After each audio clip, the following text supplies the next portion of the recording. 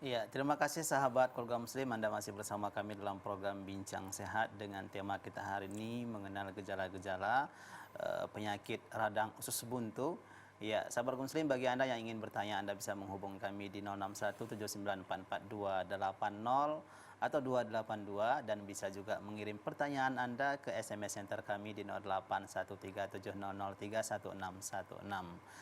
Iya, tadi Bu Dian sudah bertanya, Dok ya. Ya, Kita akan jawab dulu pertanyaan Ibu Dian. Kita ulang kembali ya pertanyaan Bu Dian tadi, apakah mitos atau fakta ya memakan jambu biji atau jambu kerutuk, Dok ya, kita ya. dengar, atau cabai ya. Ini ya, biji-biji cabai ini apakah bisa menjadi penyebab terjadinya radang usus buntu? Kalau tidak, makanan apa yang sebenarnya yang lebih spesifik yang bisa menyebabkan usus buntu? Silakan, Dok. Ya, baik. Terima kasih Bu atas pertanyaannya. Ini bagus sekali ya. Iya, Karena ini sering ditanya ya. betul. Dan apa namanya sering kita dengar waktu kecil ya. Betul, Dok. Itu dulu orang tua saya juga bilang ya, jangan makan tuh jambu Iya. biji jambu kelutuk itu nanti usus buntu ya. Oke, apakah ini berupa nasihat agar kita tidak terlalu makan terlalu banyak? Apa Iya. benar, Dok? Ya, silakan, Dok. Ya, jadi eh, tadi kita bilang yang sering itu menjadi penyebab radang usus buntu itu karena adanya sumbatan ya. Nah, sumbatan ini tadi kita bilang bahwa usus buntu itu bagian dari usus besar ya. Dia ada namanya cecum ya. Itu dia perpanjangan dari usus besar tadi. Jadi kalau seandainya ada pencernaan yang susah dicerna ya, ya seperti jambu kelutuk gitu ya, kita mungkin kalau gigitnya itu nggak ini ya, paling langsung telan aja ya. Iya. Jadi makan makanan yang susah dicerna seperti ini sebenarnya bisa ya, bisa meningkatkan resiko ya, resiko terjadinya usus buntu ya, dengan dia bisa menyebabkan tadi kita bilang obstruksi ya atau penyumbatan di usus buntu tadi. Jadi kalau dia masuk ke lumen appendix tadi ya, lumen daripada usus buntu tadi, kemudian diinvasi ya, diinfeksi oleh bakteri di situ, tidak bisa keluar tadi ya sumbatannya, maka dia bisa terjadi radang usus buntu di situ. Nah, Tapi ini terlebih dahulu kalau sudah terjadi obstruksi, Dok ya. benar. Kalau belum terjadi obstruksi atau pembengkakan, Dok ya, Ya, istilahnya di usus buntu ini sebenarnya biji jambu tadi atau biji cabai ya. ini suatu hal yang sangat kecil kali. Ya, Biasanya bisa juga dikeluarkan ya. seperti Jadi itu, kalau Dok ya. misalnya sumbatannya itu ya, karena kita bilang tadi dekat ke usus besar juga ya, kalau Iya. lepas dia ya, dia bisa balik ke cecum namanya, usus besar tadi ya, Iya, iya. sehingga appendix tadi atau usus buntu tadi jadi normal kembali. Oke. Tapi kalau itu langsung penyebabnya ini bisa dikatakan mitos, Dok ya. Ya, kalau langsung itu penyebabnya itu mitos, tapi mitos. kalau faktor yang meningkatkan resiko itu benar, fakta Benar. ya. Oke. Karena termasuk makanan yang susah dicerna tadi. Iya, berarti ini jawabnya mungkin dua, Dok ya. Kalau langsung itu menjadi penyebabnya, sahabat kaum muslim, belum ada terjadi pembengkakan di usus buntu kita, ini mitos. Tapi kalau sudah terjadi pembengkakan di usus buntu kita, ini kemungkinan bisa menjadi faktor pemicu juga, Dok ya. Oke, terima kasih. Satu lagi, Dok ya, pertanyaan Ibu Dian tadi. Ya, Nah, makanan tadi ya. makanan apa saja nih, Dok, yang biasanya bisa menyebabkan radang usus buntu? Silakan, Dok. Iya, tadi kita singgung juga tadi makanan yang susah dicerna dengan yang mudah dicerna. dicerna ya. Jadi dari hasil penelitian ya, Ya. orang yang sering-sering makan daging ya, itu resiko terjadinya appendicitis itu meningkat ya. Meningkat. Pada orang yang suka makan sayur ya, ya nabati kita bilang ya, itu resiko terjadinya appendicitis itu menurun. Jadi saran dari ini ya, banyaklah kita mengkonsumsi sayur, Sayur. supaya kita terhindar ya, jauh dari terkena appendicitis tadi. Oke.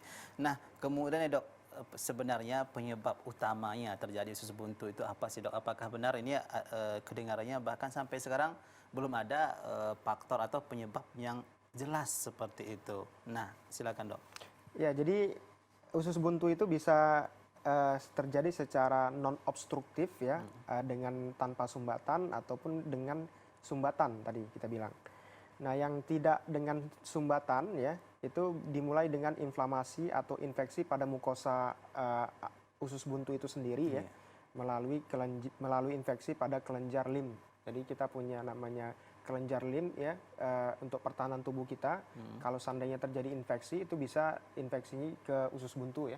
dan menyebabkan radang usus buntu. Kemudian yang paling sering adalah masalah obstruktif.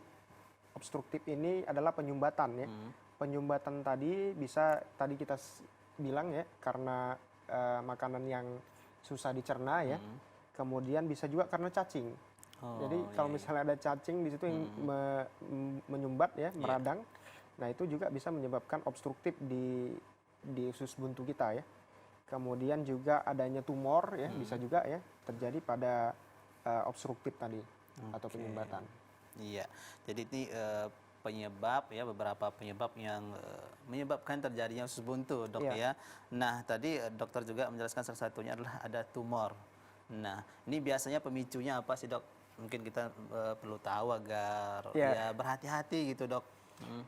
Ya, kalau tumor itu dalam istilah medis ya, itu namanya adalah benjolan ya. Jadi semua benjolan itu disebut dengan tumor ya. Ada yang jinak, ada yang ganas biasanya. Biasanya pada appendicitis ya, itu sering jinak ya. Cuman dia kalau tumor pastinya dengan saluran buntu tadi dia akan menyumbat ya. Dan menimbulkan radang ya, rasa nyeri di situ. Penyebab tumor ya, jadi sampai sekarang ya penyebab pastinya itu belum diketahui ya. Tapi dari penelitian ya bahwa zat-zat makanan yang banyak mengandung pengawet ya, ataupun kita bilang penyedap ya, itu bisa meningkatkan ya resiko terjadinya tumor pada tubuh kita, termasuk di daerah appendix tadi ya, daerah usus buntu. Nah, ini dok untuk penderita radang usus ini, usus buntu, untuk mengetahuinya nih dok lebih mudah, ada nggak dok? Tidak mesti harus didiagnosis oleh dokter, mungkin di rumah saja, mungkin kita bisa tahu dengan menekan bagian perutnya atau apa seperti itu, ada nggak dok? Ya, jadi secara gampang ya, kita bisa tahu seorang itu usus buntu, coba dia berbaring saja dulu ya, berbaring, telentang. Nah, kemudian coba dia tekukkan kakinya. Jadi kakinya yang lurus seperti ini ya, ditekukkan. Nah, yang sebelah kanan. Kalau seandainya dia tidak bisa nekuk, nah itu dia positif usus buntu. Nah, terasa sakit sekali tuh kalau waktu ditekukkan. Seperti itu secara gampang ya. Kemudian yang tanda lain seperti tadi ya, demam, ada demam ya, yang tidak turun demamnya. Nah ini sahabat Go Muslim sangat penting sekali, mungkin di rumah kita bisa cek sendiri dok ya. Nah ini kita sudah terkena yang namanya radang usus buntu atau tidak. Kalau sudah sakit ketika kaki kita ditekuk dok ya, berarti ini kita harus cepatnya berobat atau konsultasi ke dokter. Nah kemudian nih dok, untuk pilihan obatnya itu ada nggak cara pemilih, ada nggak pilihan gitu dok untuk pengobatannya, apakah harus dioperasi langsung ataukah ada terapi yang lainnya? Ya, tadi kita bilang memang appendicitis ini ya, dia bisa sembuh ya, menjadi dia kronik ya, atau bisa dia meradang ya, menimbulkan abses ya, infeksi yang lebih lanjut dan bisa pecah ya. Jadi penanganan yang terbaik ya, kalau misalnya dia lagi akut ya, ya itu ya dibuang appendicitisnya ya dengan operasi ya, operasi usus buntu. Dan itu sekarang kalau dulu kita bilang seram ya, sebenarnya kalau appendicitis itu dia sedikit saja ya, di daerah perut yang kanan itu ya, dia nanti diambil usus buntunya dibuang. Itu operasi yang tidak besar sebenarnya ya. Dia hanya ambil sebelah kanan saja. Nah, tapi kalau seandainya dia sudah pecah ya, itu memang harus kita buka ya. Ya, operasinya lebih besar pastinya. Itu memang betul-betul harus dipotong dan dibuang usus buntunya itu. Benar seperti itu ya. Nah, itu ada efeknya nggak dok? Karena tadi kan dokter sampaikan bahwasanya usus buntu itu sendiri ada manfaatnya bagi tubuh. Nah, ini efeknya apa aja dok? Ya, salah satu tadi kita bilang sebagai pertahanan tubuh kita ya. Ya, jadi pertahanan tubuh kita berkurang satu ya. Berkurang, mungkin itu tapi aja. yang lain tetap banyak ya. Yang pertahanan tubuh kita selain itu ada leukosit ya, ada juga tadi kelenjar lim ya. Itu juga pertahanan tubuh kita yang paling penting. Mungkin dari sini dok ya, kenapa seseorang ada apa namanya yang mengatakan tidak ada manfaatnya. Mungkin ketika diambil juga ya nyatanya kita masih dalam keadaan sehat seperti itu dok ya. Oke. Nah kemudian nih dok, sebelum operasi apakah ada hal lain misalnya kalau dia masih ringan tidak perlu operasi, apakah bisa dengan memberikan antibiotik tertentu itu bisa sembuh sendiri atau makan makanan seperti itu dok? Iya, jadi nanti pastinya nanti dievaluasi ya lebih lanjut ya.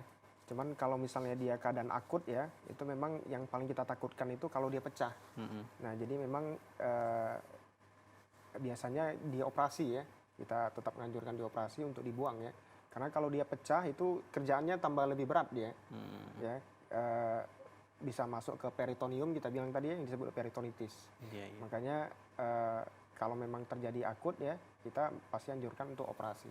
Dibuang. Tapi kalau masih ringan masih ada solusi lain seperti itu dok ya? Iya, nanti itu dinilai ya. Dinilai. Jadi kalau misalnya dia memang udah positif dengan apa yang disitis akut, memang kita anjurkan untuk operasi. Harus operasi. Ya, memang biasanya rata-rata kalau yang namanya usus buntu atau radang usus buntu itu mengalami operasi seperti itu dok ya. Oke. Ya, ini kembali lagi kita ke kasus ibu hamil nih dok ya. Ketika ibu hamil ini apakah ada kemungkinan akan terjadinya apa namanya keguguran atau bisa cacat ke anaknya seperti itu, gimana dok? Ya, jadi kalau terjadi usus buntu pada ibu hamil ya, tentunya ini nanti dievaluasi sama 2 dokter biasanya, dokter kandungan sama dokter bedahnya ya. Atau mungkin kolaborasi ya. Jadi kalau misalnya memang sudah bisa dioperasi ya, nanti dengan pertimbangan 2 dokter tadi, ya itu bisa dilakukan operasi seperti itu. Oke. Nah kemungkinannya tadi bisa nggak dok berefek seperti itu? Ya kalau ke apa namanya keguguran, saya kira jauh ya, karena memang dari apa namanya operasinya ya nanti kolaborasi ya. Kalau sampai keguguran ya insya Allah ya itu tidak terjadi. Tidak terjadi. Oke. Iya, jadi untuk ibu hamil di rumah mungkin ada yang apa namanya menderita usus buntu, ini masih aman dok ya, masih bisa dioperasi, ini tidak berbahaya ke bayinya seperti itu, janinnya. Nah kemudian nih dok, benar nggak kalau dehidrasi ini bisa juga menyebabkan radang usus buntu, ini benar nggak sih dok? Ya, dehidrasi itu kan kurang cairan ya.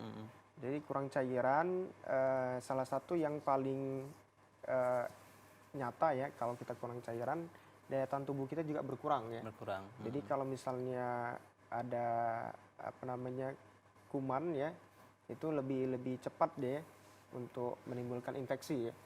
Nah, jadi kalau memang dehidrasi ya, itu jadi faktor juga yang bisa meningkatkan mudahnya kita terinfeksi ya, termasuk radang di usus buntu. Tapi dia bukan penyebab langsung ya. Oke, tapi bisa juga menjadi salah satu faktor juga dok ya, yang bisa menyebabkan. Jadi ya menurunkan daya tahan tubuh kita ya, sehingga infeksi itu mudah terjadi, baik itu di usus buntu ataupun di tempat yang lain. Oke, memang berarti kita dianjurkan untuk tetap banyak minum air putih dok ya. Untuk menjaga, jangan malas-malas untuk minum air putih ketika kerja misalnya atau bepergian dok ya. Nah kemudian nih dok, untuk faktor risiko selain beberapa hal yang sudah dokter sampaikan tadi, ada nggak dok tambahannya dok? Ya, usus buntu tadi kita sebutkan sering pada dewasa ya, umur 20 sampai 30 ya, ya termasuk dari pola makan tadi ya. Pola makan dengan makanan yang susah dicerna itu akan bisa meningkatkan ya risiko terjadinya usus buntu tadi ya, seperti sering konsumsi daging ya. Makanya itu kita anjurkan ya, setiap kali apa namanya ada pasien yang mengalami gangguan ya kan, kita pasti menganjurkan untuk supaya lebih banyak makan sayur ya, setiap kali makan. Oke, nah ini yang harus juga tidak boleh dilewatkan dok ya, bahwasanya untuk makan sayur dan buah ini juga harus kita perhatikan. Tapi untuk buah-buahan yang bijinya mungkin susah untuk dicerna tubuh kita, ini mungkin tidak perlu makannya sering-sering atau kebanyakan dok ya. Oke. Nah kemudian nih dok, ada yang bilang bahwasanya duduk yang lama ini juga bisa atau menahan BAB. Nah apakah ini juga bagian daripada faktornya, betul nggak nih dok? Ya, kalau menahan BAB ya ada istilahnya buang air besarnya keras ya. Nah, kalau menahan BAB itu biasanya tidak menyebabkan demikian. Tapi kalau misalnya BAB-nya keras ya, itu juga bisa menyumbat ya daerah usus kita. Yeah. Ya, termasuk daerah usus buntu ya, istilahnya namanya fekalit ya. Nah, itu juga bisa menimbulkan obstruksi pada usus buntu tadi. Oke, jadi ini benar gitu dok, bisa dikatakan ini benar seperti itu. Ya, kalau seandainya fesesnya itu keras ya. Keras, oke. Iya dok, kita jeda terlebih dahulu sahabat kaum muslim sebelum kita lanjutkan kembali bincang-bincang kita tentang usus radang, usus buntu. Kita akan kembali setelah pesan-pesan berikut ini, tetap di Bincang Sehat.